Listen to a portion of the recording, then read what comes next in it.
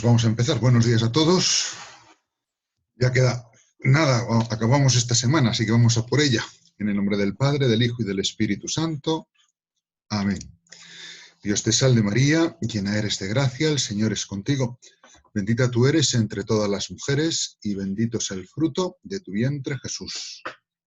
Santa María, Madre de Dios, ruega por nosotros pecadores, ahora y en la hora de nuestra muerte. Amén. Muy bien, pues voy a proyectar, si os parece, salvo que queráis otra cosa, introduzco a Paul Ricoeur, las ideas generales para encuadrarlo y demás, y luego, Satís, tendrías que exponer tú el artículo ese dentro del segundo escrito, esas páginas que hablan sobre todo del Homo capax, ¿no? La teoría del Homo capax. Muy bien. Bueno, pues entonces os voy a proyectar un esquema que luego me decís al terminar si os interesa tenerlo. Es un esquema que es un poco collage de cosas distintas que he ido cogiendo yo por ahí. Pero si veis que os es útil porque el día de mañana pues quieres explicar a Paul Ricoeur o tal, pues me lo dices y lo coloco. Vamos a proyectarlo.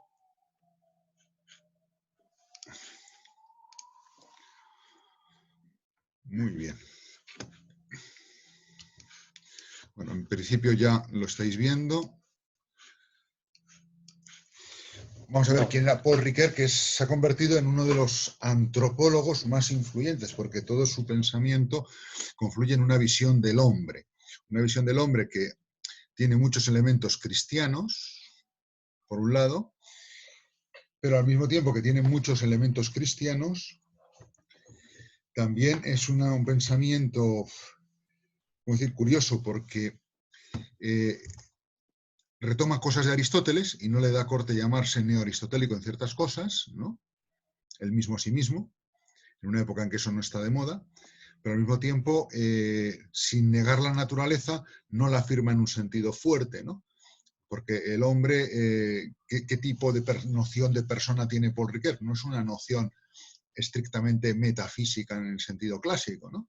Sino que es una noción que él cree firme, pero que se construye a través del relato, de la narración, ¿no? Sería un pensamiento narrativo. Esto los que sois sacerdotes, a lo mejor al estudiar teología, habéis escuchado alguna vez esa expresión aplicada a la teología, ¿no? No hacer una teología dogmática, no hacer una teología fuerte, sino hacer una teología narrativa, una homilética narrativa, una catequesis narrativa, ¿no? Porque la identidad no cuelga, no depende tanto de una esencia o de una naturaleza como de una narración, ¿no? Es el sentido por donde sale también Paul Ricoeur como uno de los grandes constructores de una teoría hermenéutica, ¿no?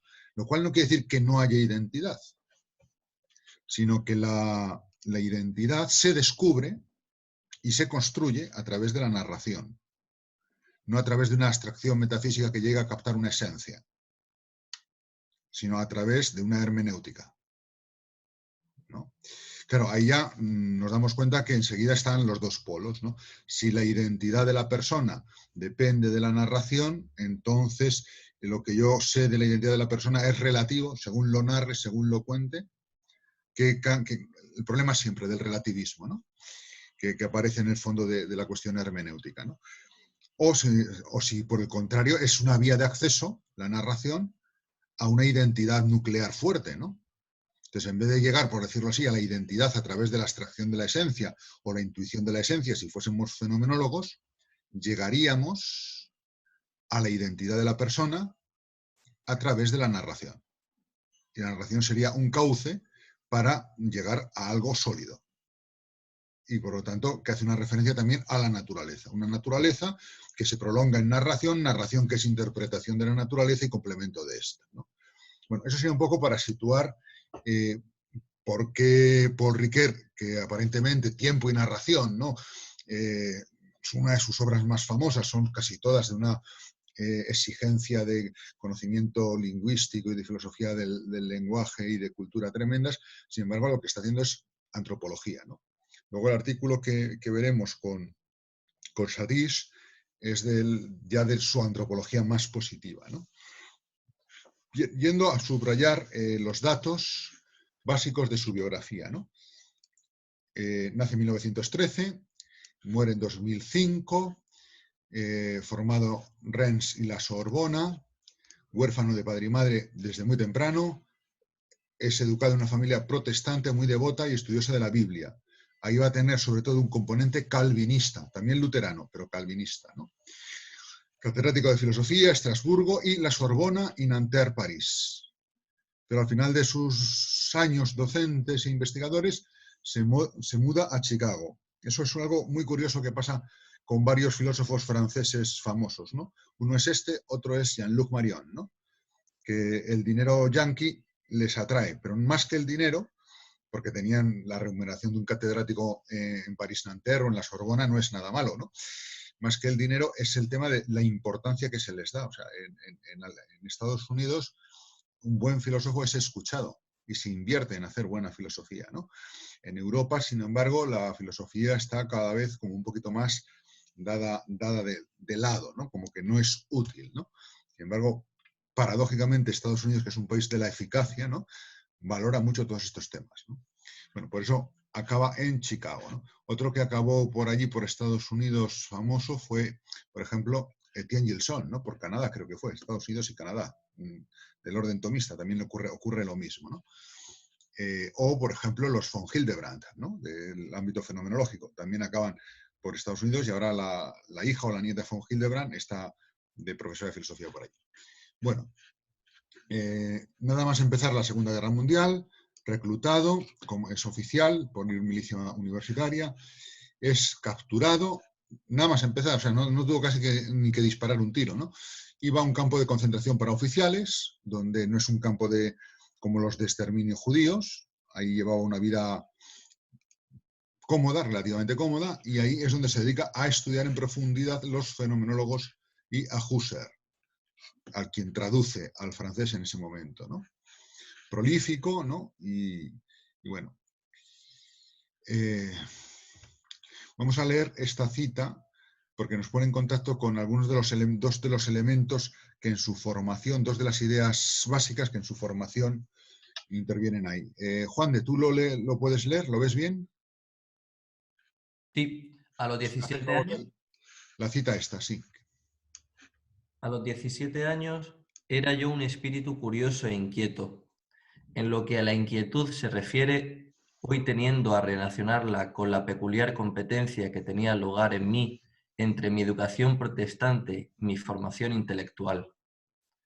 La primera, aceptada sin resistencia, me orientaba hacia un sentimiento que he identificado mucho después con la lectura de Schleiermacher, como sentimiento de dependencia absoluta. Las nociones de pecado y de perdón formaban en gran medida parte de él, pero no ocupaban todo el espacio, muy lejos de ello. Más profundamente que el sentimiento de culpabilidad estaba la convicción de que la palabra del hombre era precedida por la palabra de Dios. Este amasijo de sentimientos estaba expuesto al asalto de una duda intelectual que aprendí en el curso de mis estudios de filosofía, relacionada con la crítica de la filosofía. La línea crítica de la filosofía. Bien. Bueno, aquí aparece, ¿no? O sea, fijaos, esto en este tipo de pensadores es interesante, ¿no? O sea, ¿cómo se accede al texto? Gadamer accede al texto desde Heidegger. Parison accede al texto desde Dostoyevsky y una posición creyente más próxima al catolicismo y la ortodoxia. Ricoeur accede al texto desde una visión protestante. Eso ya nos da algunas líneas de fuerza, ¿no? Libre examen, prioridad de la palabra, no hay filosofía en el sentido de una razón para alcanzarlo todo, sino es una palabra, es diálogo, sí, es abierta a Dios, ¿no? La palabra de Dios precede, ¿no? Y eso está ahí, ¿no? Entonces, bueno, eso lo pone a Paul Ricoeur ya con una línea de el cómo interpretar la palabra me conduce a la verdad y cómo la interpretación es algo personal mío, ¿no? Hay una línea de pensamiento protestante ahí que anima ese tipo de hermenéutica. Lo cual no quiere decir que sea relativista, ¿eh? Pero sí es una forma mentis, ¿no? Que está ahí. Y luego la vivencia de la dependencia absoluta, ¿no? La dependencia absoluta que empalma con la idea de culpa, ¿no? Pecado y perdón, pecado y perdón. Él dice que no ocupa mucho, sin embargo, hay dos cosas muy fuertes en él. Una es sus primeros estudios con una gran influencia del psicoanálisis, ¿no? Con un ahondar en el sentimiento de culpa en clave psicoanalítica, que él dice que supera, habría que verlo, porque luego, por ejemplo, en Finitud y culpabilidad, en su filosofía de la voluntad, la primera parte, ese componente de tipo psicoanalítico de la culpa como sentimiento y una objetividad que está un poco en entredicho, ¿no? O sea, si realmente el sentimiento de culpa responde a una verdad moral o no, habría que verlo, ¿no? O sea, es muy, muy psicoanalítico, está ahí metido, ¿no? Y junto a ese elemento hay esa dependencia absoluta, tiene un componente negativo, ¿no? Negativo porque es dependencia absoluta, que claro, lo puedes entender bien, eso a unos oídos católicos como los nuestros no nos suena raro, ¿no? Yo dependo absolutamente de Dios, no lo tenemos en un sentido negativo, pero cuando estamos en un hombre de pensamiento protestante, dependencia absoluta equivale a que la criatura es una nada, es un cero a la izquierda, que lo que toca lo destruye, ¿no? Exagero aquí, polarizo, pero para que veamos un poco cómo tenemos que tener olfato, ¿no? A la hora de leer estas cosas, ¿no? Entonces, eso lo que va a llevar es a ver en el hombre ruptura, a ver en el hombre el lado negativo, la impotencia, ¿no? Y eso es lo que se va a condensar, que también tiene un componente protestante, se va a condensar en sus primeros pasos antropológicos unidos al psicoanálisis, en lo que es la finitud, la herida del hombre en su lucha entre lo finito y lo infinito. Es un hombre que va a ser la noción de falibilidad. El hombre es falible. El hombre es falible. Es falible, tiene que fallar.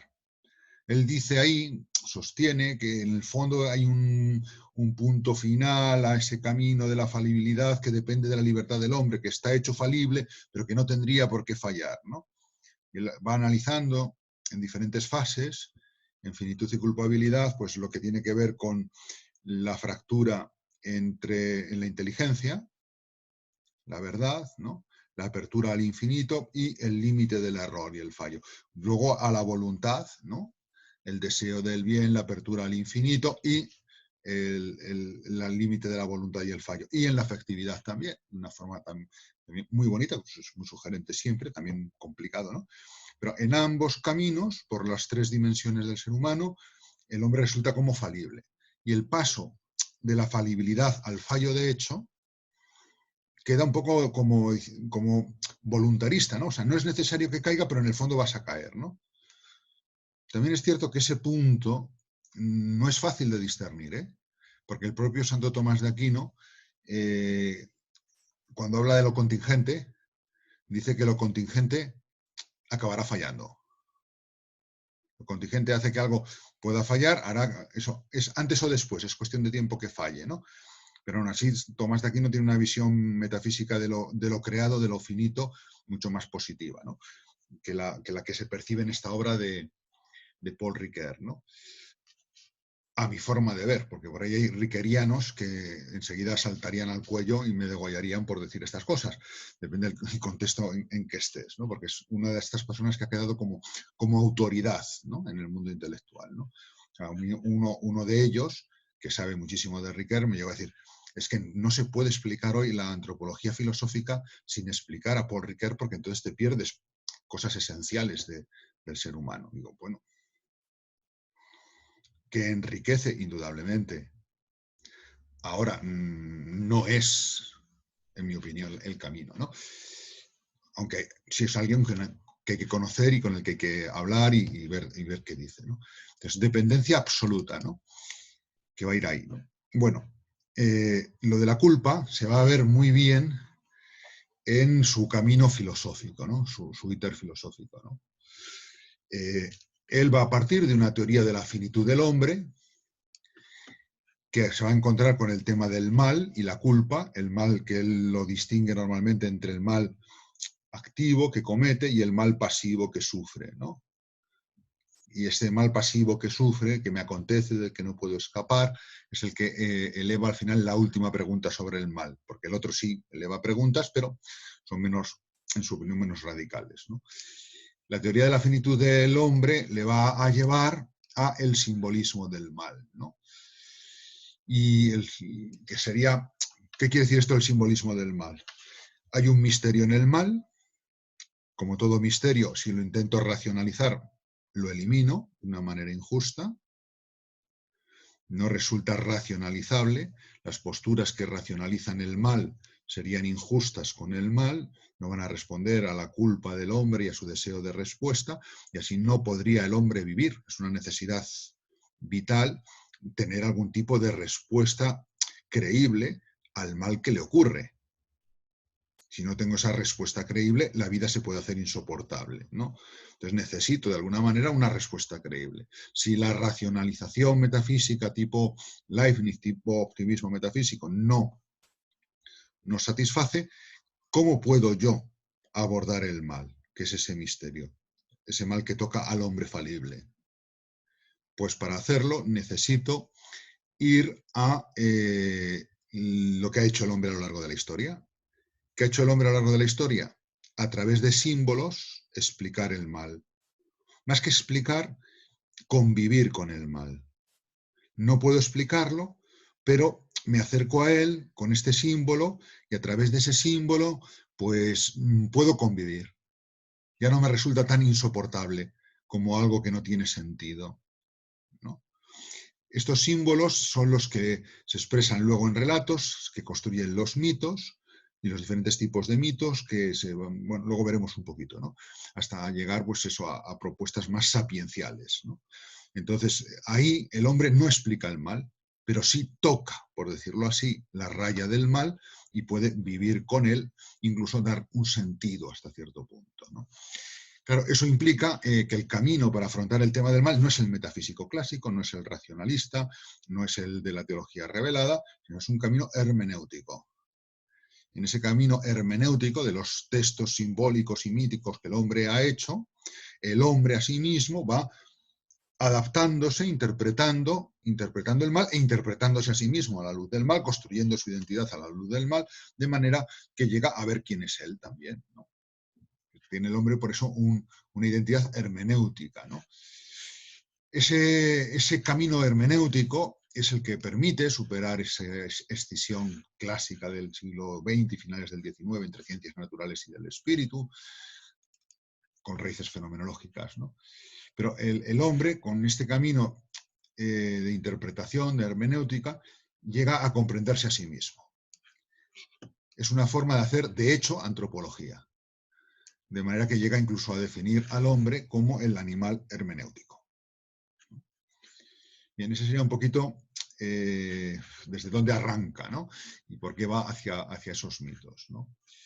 ¿Esto cómo lo ha hecho? Bueno, pues lo ha hecho con sus primeros estudios, que están ahora en un solo libro, que es la filosofía de la voluntad, ¿no? Cuya primera parte es finitud y culpabilidad, que es como un nuevo comienzo, ¿no?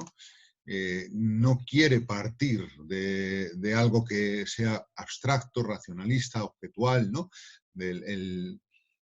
Una filosofía pura del yo sé, que luego acaba por la crítica, ese elemento que él en su formación académica recibe, muy francés, ¿no? La filosofía crítica significa Descartes, filosofía crítica significa duda metódica, filosofía crítica significa filosofía reflexiva, que vuelve sobre el yo, ¿no?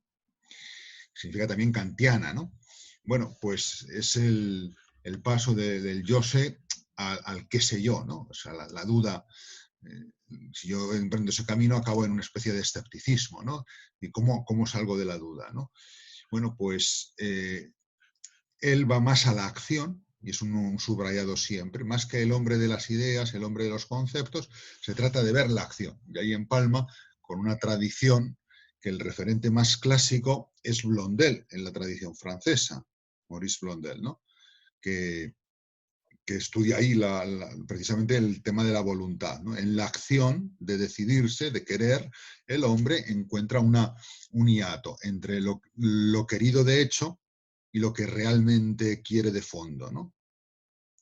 Yo, al querer estar en esta clase, en el fondo lo que estoy queriendo es una eternidad infinita, un bien infinito, una perfección infinita. Y esa voluntad de fondo que yo puedo describir y estudiar es la que me abre a Dios, ¿no? Sería la forma blondeliana de hablar con la volonté volante y la volonté volée, ¿no? La forma de hablar de lo que los clásicos, salvando todas las distancias entre sistemas, ¿no?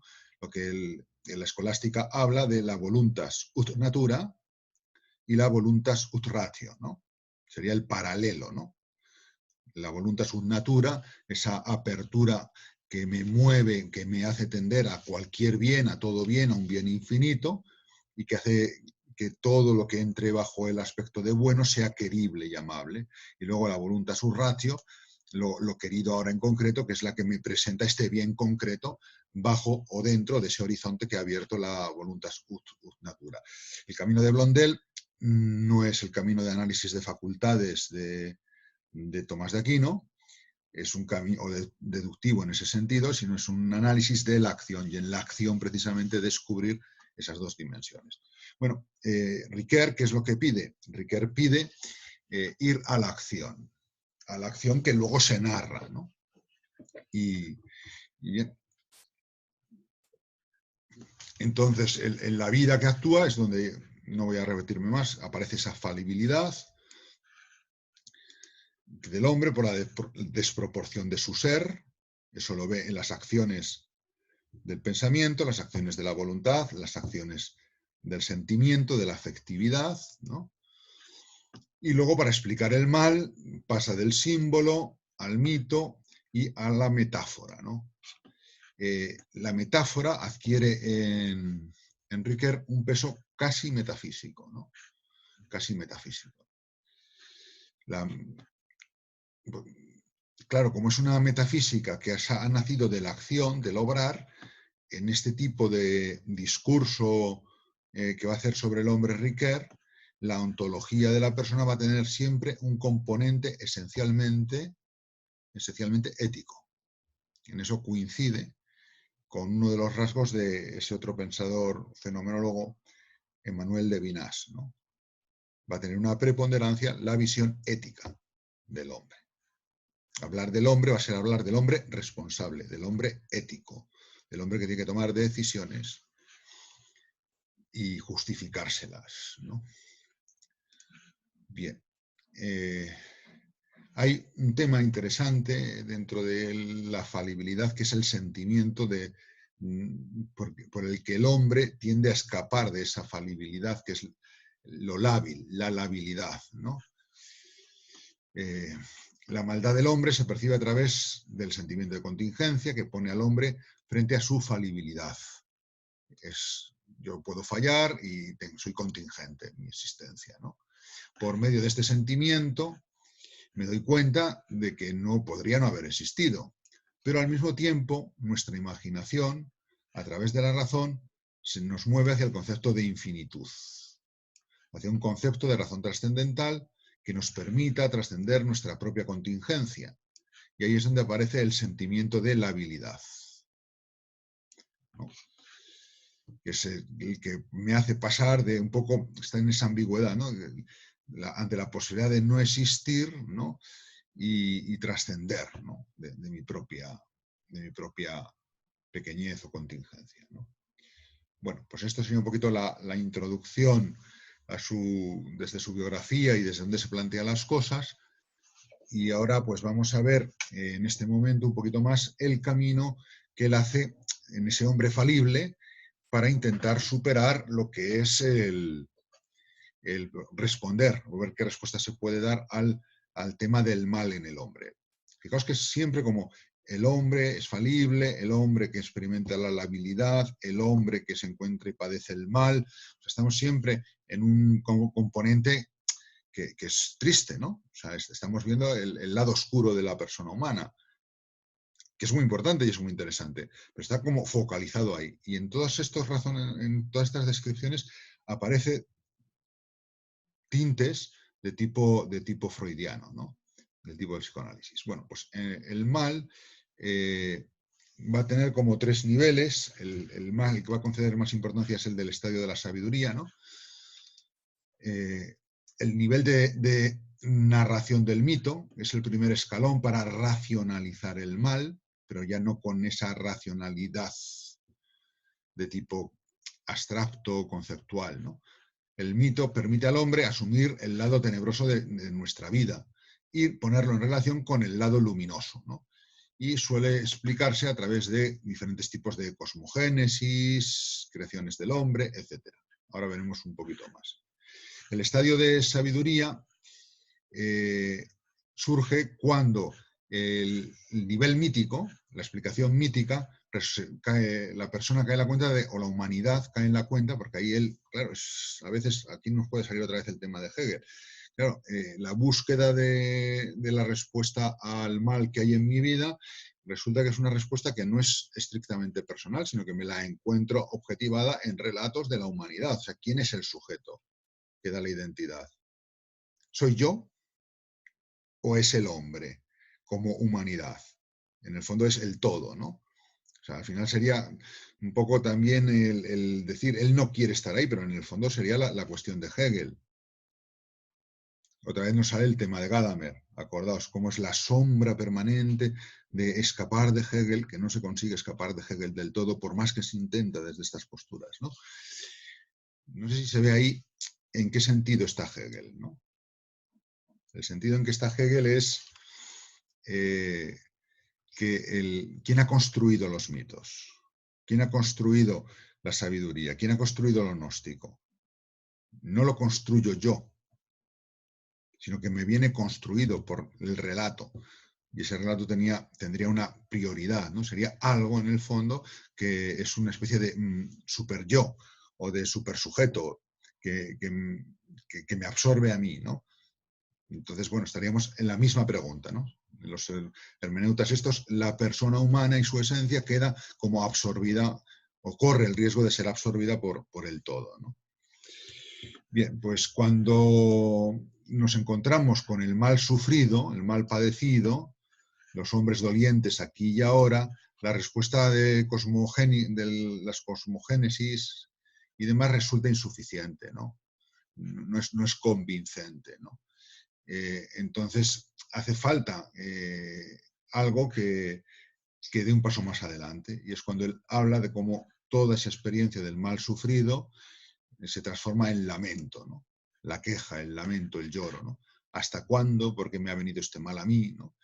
De manera que ahí se radicalizan estas dos cuestiones que piden una respuesta de la divinidad. Es poco, si queréis, lo que se podría ver, a lo mejor de forma paradigmática, en el camino sapiencial de Job, ¿no? De Job, que pasa de las explicaciones racionalistas, de un poco del Dios que te creó y demás, a el quejarse, ¿no? Porque a través de los personajes esos que van saliendo allí, ¿no? Van quedando como insuficientes, ¿no? Bien.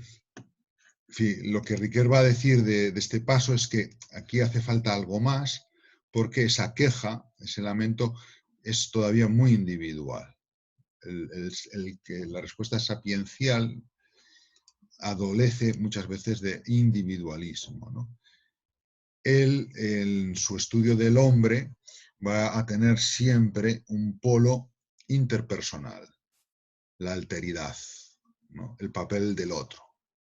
De hecho, no va a haber yo sin los demás. Él va a ir elaborando una terminología que las primeras veces que las lees te suena un poco y te dificulta mucho el acceso, te suena un poco muy raro, ¿no? Pero él utiliza para el yo el término ipseidad, ¿no? Ipseidad, ¿no? Frente a lo idéntico, que es como un yo reducido, ¿no? Pero el yo consciente, reflejo, es el ipse, ¿no? Pero no hay ipseidad que no se construya en una reciprocidad con los otros, ¿no?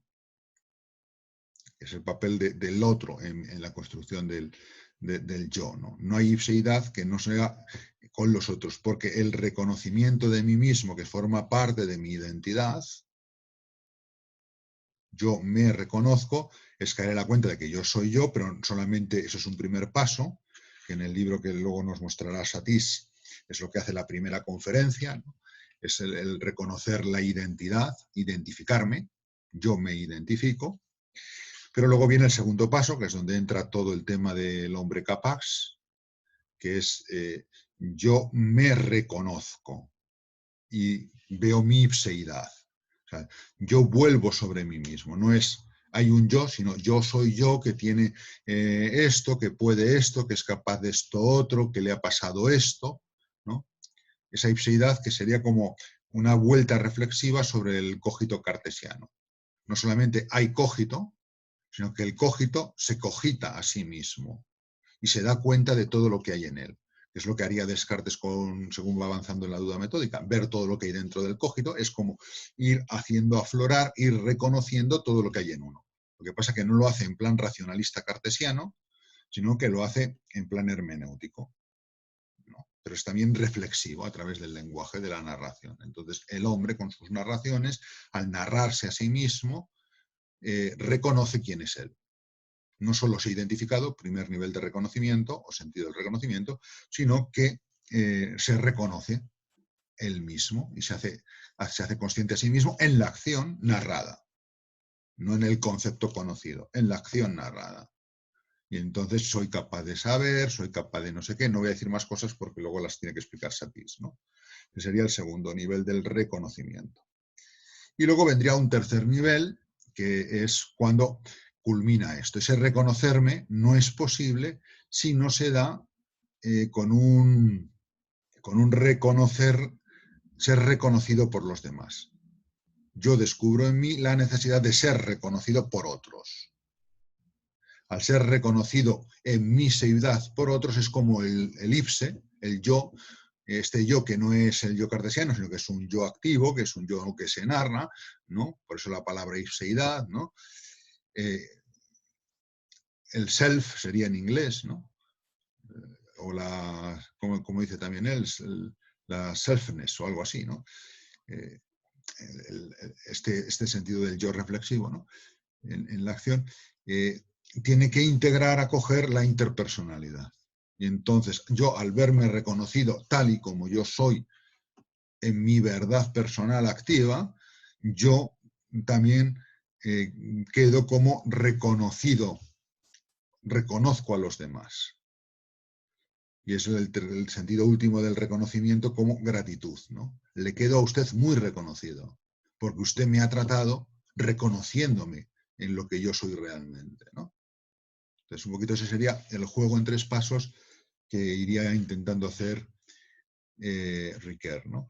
De manera que así no caería, gracias a esa dinámica de la acción, en una de las dificultades que se ve en el pensamiento cartesiano, que siempre es pasar del yo individual solipsista a los demás.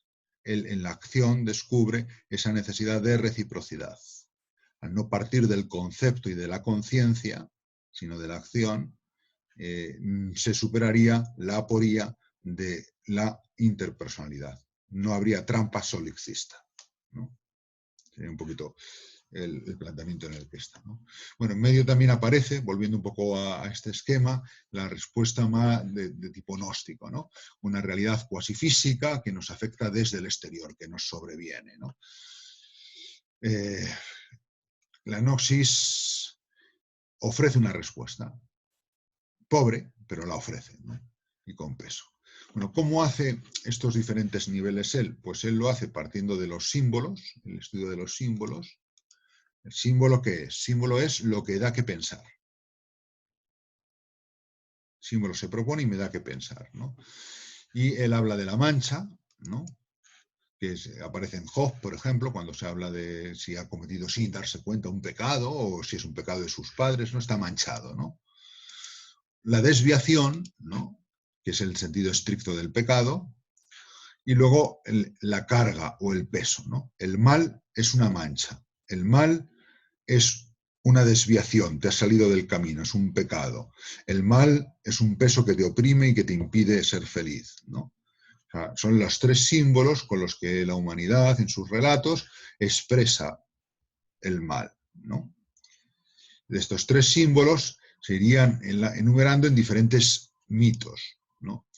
Los mitos es una explicación que tiene una valencia tanto personal como colectiva para explicar el mal sin agotarlo, juntando el principio y el fin del mal. hace esa circularidad, ¿no? Él habla, por ejemplo, así de la teogonía, del Enuma Elis, del Gilgamesh, de dioses violentos con sus luchas que se repiten aquí en la Tierra, ¿no? Y es uno de sus méritos, ¿no? Contrasta con la forma de narración de las Sagradas Escrituras, de estas teogonías, las luchas que hay aquí en la Tierra, los sucesos en la Tierra, las epidemias, las violencias entre los hombres, las guerras, en el fondo son repeticiones de las luchas divinas, ¿no? Ahí hay una teoría que justifica la guerra santa, ¿no? Una sacralización de la guerra, ¿no? Y deja cierto espacio o no a la libertad, ¿no? En el fondo el hombre tendría aquí todavía cierto espacio de protagonismo, ¿no? Luego están los mitos del dios malvado. Aquí ya la libertad no encuentra sitio, ¿no? Es una tragedia, estamos predestinados al mal, al fracaso, ¿no? Y la culpa, en esta perspectiva, ya no empieza a ser una desviación de la que yo soy responsable, sino que será una carga o una mancha que se identifica con el mismo mero hecho de ser, existir, con la misma condición de ser humano, ¿no? Entonces, la existencia aquí aparecería con todo su carácter negativo, ¿no? Luego habla de los mitos adámicos, hace una lectura del Génesis, que es sugerente en algunas cosas, pero en la cual subyacen muchos elementos de tipo psicoanalítico también, ¿no? Aquí ya recuperan este tipo de relatos el carácter dramático, ¿no? No es simplemente una tragedia cerrada, sino que hay cierto espacio para la libertad. Y tendríamos otro tipo de relatos, que son los de destierro y noxis, que son el otro nivel que veíamos antes, ¿no? Que es, por ejemplo, lo que ocurre con los relatos de las caídas en un pensador como es Platón, ¿no? Bueno, así él pues va viendo cómo la humanidad se hace cargo del mal, ¿no? Sería pasar a la sabiduría y la interpretación del mal, ¿no? El mal se puede tocar y hablar de él, aunque no captemos, porque no tenemos herramienta para ello, su núcleo metafísico y se nos escape, ¿no? Bueno, voy a hacer muchas críticas a su teoría del mal en la vida del hombre y lo que esto lleva en esta parte de su antropología, ¿no? Por ejemplo, bueno, teológicamente tiene cuestiones que son complicadas, ¿no? La noción de pecado, ¿no? Es algo curioso que aparece ahí, ¿no? Y luego, por ejemplo, una que es una explicación deficiente, que a mí me llamó mucho la atención cuando la leí, ¿no?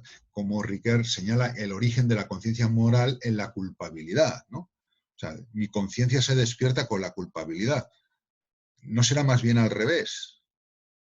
Pero es que es una visión muy negativa. Como yo me siento culpable y la culpabilidad además me la pueden incrustar los demás a través de la sociedad, entonces me surge la conciencia. Es Freud. Represión, inconsciente, culpa. No sé si se ve el vínculo. Sin embargo, yo creo que hay una prioridad de la conciencia.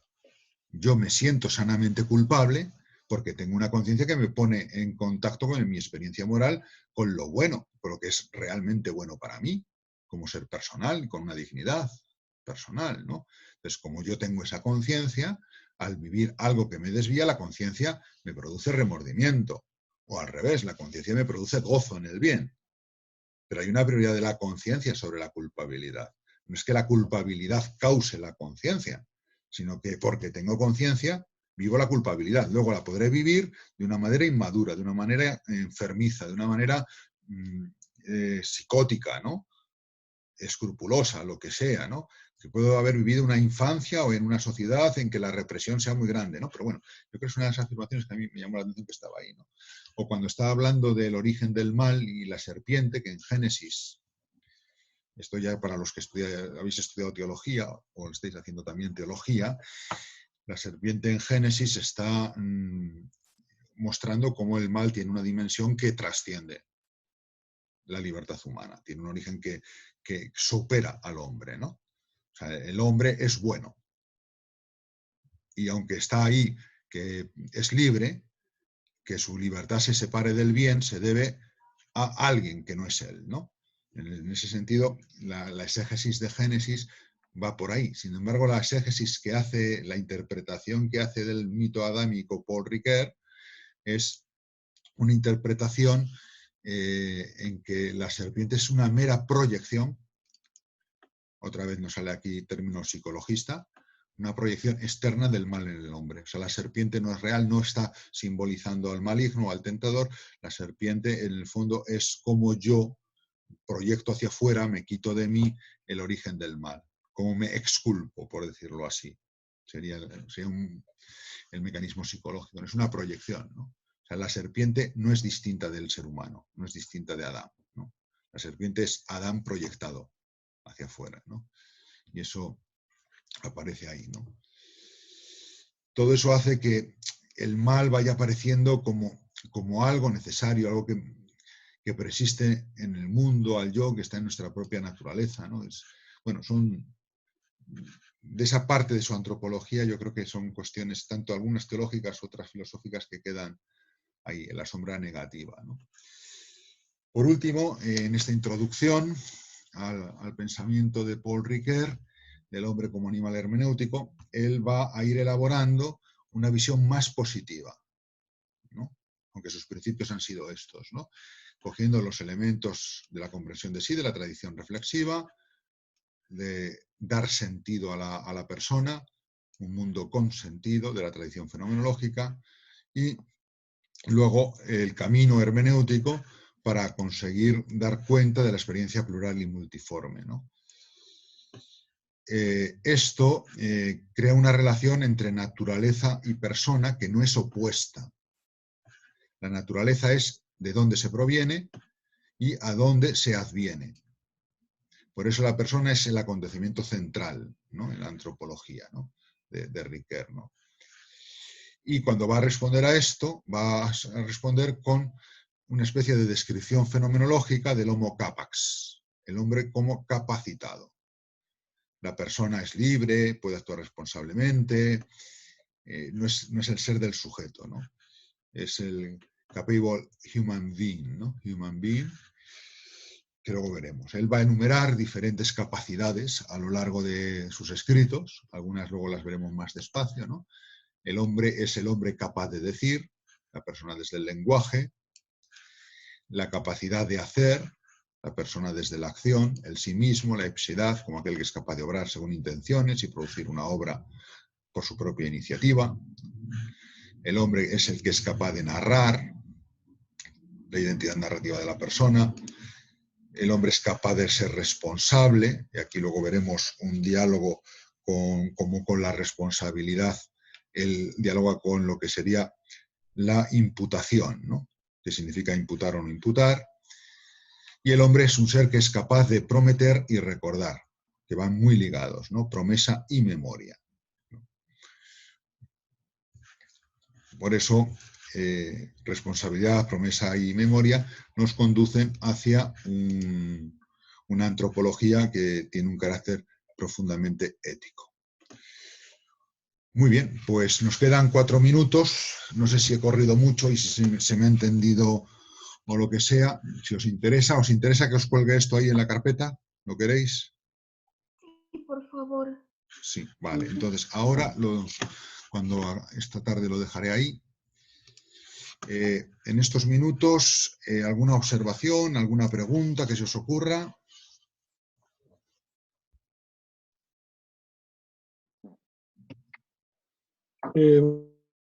Bueno, José, sobre todo un poco desde o sea, adquiere un carácter central, es decir, obviamente no creo que haya recibido una influencia de esta corriente, ¿no? Porque más bien es de la antigüedad, etcétera, pero vamos, a mí me venía a la mente el maniqueísmo, ¿no? En el sentido de que al final hay 2 principios constitutivos, el bien y el mal, y parece que de algún modo el mal toma mayor peso y carácter identitativo en el hombre, ¿no? Bueno, que también tiene sentido desde esta visión pesimista, que Sí, Manuel, tú que has estado en el seminario de doctorandos, ¿qué le dirías a Javier? Sí, que de alguna manera se deja tocar por la teología protestante, que tiene una visión pesimista del hombre y que en ese sentido, pues ahí vemos toda la influencia que tiene él de la, bueno, de su formación o de su religión protestante, donde el hombre no es, digámoslo, malo por naturaleza, diría yo. Sí, entonces, es decir, el maniqueísmo él lo pondría dentro del gnosticismo, de las explicaciones gnósticas. Él intentaría dar un paso más allá, llegar a una visión sapiencial, ¿no? Otra cosa es que tú le puedas decir que en el fondo su posición es dualista. Pero vamos, yo creo que sería exagerar. Basta con decir que él tiene una noción del hombre corrompido naturalizado, ¿no? O sea, cuando tú ves la corrupción del pecado original y en el hombre histórico, la tentación que tienes es no remitirla a una culpa originaria real e histórica, sino identificarlo al final con naturaleza. Más si el camino que yo utilizo para llegar a ver quién es el hombre es la narración de las acciones,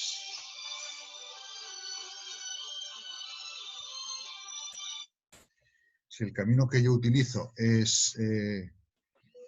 perdón, que no me he dado cuenta, voy a silenciar a no sé que insista.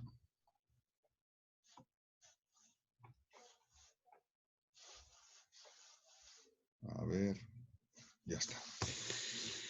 Si el camino que utilizas para acceder es la narración de acciones, si esa es la vía de penetración al problema, lo que tú vas a llegar, sí, a veces a defender la libertad, la persona, tal, pero al mismo tiempo lo que tú vas a descubrir como esencial o como natural en ese sentido es lo propiamente histórico.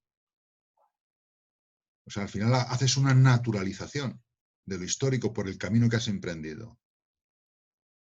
Paradójicamente a lo que pretendes, ¿no? Naturalizas el mal que está en la historia, el fallo que está en la historia, con el camino que yo tengo para llegar a la identidad del hombre, es un camino que narra sus acciones malas, al final sus acciones malas son su ser malo. Naturalizas el pecado. En el fondo, son cosas de estas ideas divertidas de la filosofía y del pensamiento, ¿no? Es decir, precisamente por querer dar importancia a lo personal, a lo interpretativo, a lo individual, del libre examen, etcétera, paradójicamente acabo quitando peso a la historia concreta, a la biografía personal, porque todo queda naturalizado, ¿no? No sé si me he explicado o no. Y en ese sentido, bueno, es decir, no es tanto que en el hombre haya un bien y un mal luchando, ¿no? Es que estamos fastidiados. Estamos mal hechos, estamos rotos, ¿no? Y que venga Dios y me salve, ¿no? ¿Soy libre? Sí, pero bueno, tampoco es que importa demasiado, ¿no? Porque tengo experiencias de libertad, sí, pero...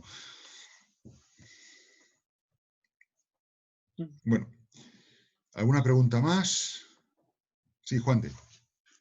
Cuando hablaba de bueno, esa deficiencia o esa caída de Ricoeur en Hegel, se refiere a que el quedarse encerrado como en la narración como espíritu absoluto y el ser y bueno, y el todo queda encerrado como en esa narración.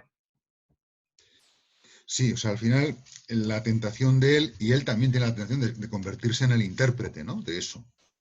Pero claro, el relato, la narración, que tiene un sujeto colectivo, por decirlo así, que yo luego revivo personalmente, sería en el fondo un relato, un correlato lingüístico del espíritu absoluto que provoca el espíritu objetivo y dentro de él el espíritu personal humano, ¿no? Entonces, ¿hasta qué punto la afirmación de lo finito que soy yo en ese contexto es lo suficientemente fuerte para no quedar absorbida? Si mi identidad la construyo a través de los relatos y el relato es colectivo, ¿no? Es decir, no es Hegel, pero la trampa de Hegel sigue ahí. ¿Por qué? Porque en el fondo, aunque él no quiere ser cartesiano, es decir, al final todos, vamos, de lo que se come se cría, ¿no? Y en filosofía funciona también. Y entonces es muy difícil escapar ahí de esa racionalidad cartesiana que está ahí detrás y de ese espíritu, no sé, por ahí iría. Cristina, habías levantado la mano, ¿no? Sí. Ayer también... ¿Ahora? ¿Sí? ¿Se me escucha? ¿Hola? Es que, Te oímos bien. sí, es que claro, me decía que usted me había cerrado el micrófono y me decía en el ordenador. Ayer le preguntaba, la verdad eran 5 páginas que a mí me ha costado y he estado buscando bibliografía sobre Riquet. Sobre todo en esas páginas que he leído, no alcanzaba a encontrar la relación entre sí mismo, reconocimiento al final, algo le intuí. Y luego posibilidad, no sé si lo podría marcar, creo que lo entendí, que uno se reconoce en sí, reconoce al otro, los Sí, otros le reconocen, ahí ponía el anerquén, un alemán. sí, pero para eso vamos a esperar a ver la exposición de Satís y dialogamos a partir de Satís con eso. Gracias, padre. Vale. Bueno, Sí. vamos a parar, son -5, hay 5, nos volvemos a ver. Sí, ¿De acuerdo? sí. Muy bien, saludos.